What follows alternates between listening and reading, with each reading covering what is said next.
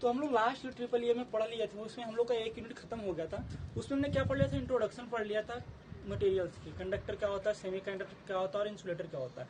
अब जो है हमारे पास जो नई यूनिट जो आएगी उसमें क्या आ रही है, वो क्या है आपके पास में कि हमें डिटेल से कंडक्टिंग मटेरियल के बारे में पढ़ना है, फिर इंसुलेटिंग का पढ़ना है, फिर सेमी कंडक्टिंग का पढ़ना है, फिर मैग्नेटिक मटेरियल के बारे में पढ़ना है। तो मतलब हर एक मटेरियल के बारे में क्या करना है, डिटेल रूप से हमें क्या करना पड़ेगा, अब आगे हमें पढ़ना पड़ेगा।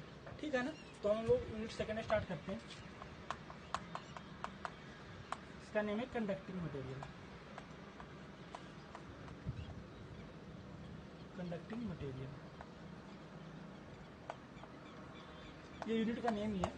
तो कंडक्टिंग मटेरियल होता क्या है कि जिसमें से आपके पास, जिस मटेरियल से आपके पास इलेक्ट्रिकल करंट बहुत ही आसानी से पास होता है उसमें कंडक्टिंग मटेरियल बोलते हैं ना।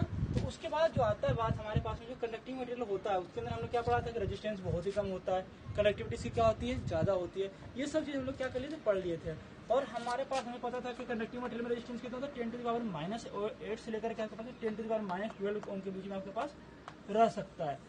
तो बहुत सारी बात हम लोग कंडक्टिव मटेरियल के बारे में पढ़े थे। इसकी कुछ प्रॉपर्टी है, आज हम लोग इसकी प्रॉपर्टी पढ़ेंगे। ठीक है ना। तो जो कंडक्टिंग मटेरियल होता है इसके अंदर में क्या प्रॉपर्टी होता है, एक तो पहली प्रॉपर्टी ये होता है कि इसकी रेजिस्टिविटी क्या होती है, बहुत ही कम होती है। दूसरी बात क्या है, इसकी मेल्टिंग पॉइंट क्या होती है, लो होती है। तीसरी बात करें तो ट्रोजन इस पर कम इफेक्ट करता है। और बात करें तो इसके लिए क्या बोलते हैं कि हम इलेक्ट्रिक फील्ड जो होता है, इलेक्ट्रिक फील्ड जो होता है इनसाइड सर्किट के, वो क्या होता है आपके पास में, जीरो होता है। तो ये सब क्या है, इसके छोटे छोटे प्रॉपर्टीज है, 3-4 ये पॉइंट्स है इसके बाद में। इसके बाद जो हम लोग आगे पढ़ेंगे इसमें, वो क्या पढ़ेंगे, रेजिस्टेंस। रेजिस्टेंस के बारे में थोड़ा सा पढ़ना है। और कंडक्टिंग मटेरियल में रेजिस्टेंस का बहुत ज्यादा अंतर पड़ता है, यूज हो जाता है, इसलिए हमें इसको थोड़ा सा पढ़ना पड़ेगा। ठीक है ना। तो इसमें थोड़ा सा रेजिस्टेंस देख लेते हैं आज। रेजिस्टेंस होता क्या है कि ये मटेरियल का क्या होता है, प्रॉपर्टी होता है जो क्या करेगा, आपको इलेक्ट्रिक करंट को फ्लो करने में अपोज करेगा।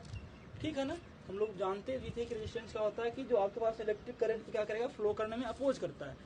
अब बात हम ये करें कि रेजिस्टेंस की अगर बात करते हैं तो ये इसके हम क्या करते हैं कि इसे हमेशा डिनोट अगर करना होता है तो हम आर से डिनोट करते हैं। और इसका एसआई यूनिट क्या होता है रेजिस्टेंस का, इसका एसआई यूनिट ओम होता है।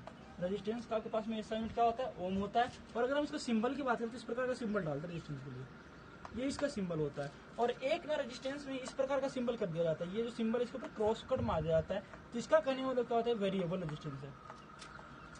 वेरिएबल है मतलब इसकी वैल्यू को हम क्या कर सकते हैं, कम या ज्यादा कर सकते हैं। और ये क्या आपके पास है, फिक्स रेजिस्टेंस है। तो ये रेजिस्टेंस है। उसके बाद में क्या है कि प्रॉपर्टी ऑफ रेजिस्टेंस या factor affecting of resistance. Factor affecting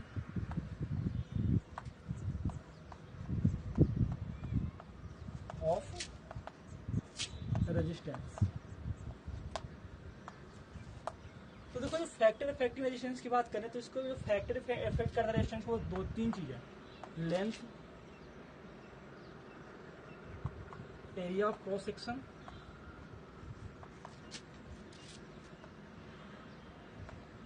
और टेम्परेचर।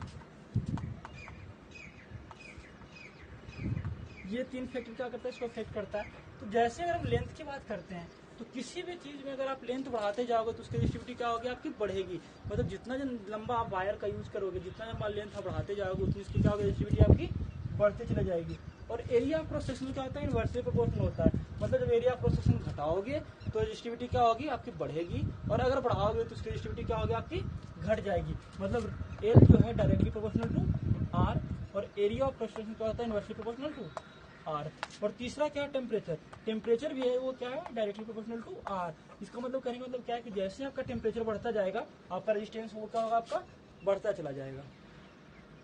तो ये फैक्टर है। लेंथ जैसे बढ़ेगा तो रेजिस्टेंस बढ़ेगा, एरिया ऑफ क्रॉस सेक्शन बढ़ेगा तो क्या होगा आपके पास में, रेजिस्टेंस आपको घटेगा। और टेम्परेचर बढ़ेगा तो आपका रेजिस्टेंस क्या होगा, बढ़ता चला जाएगा।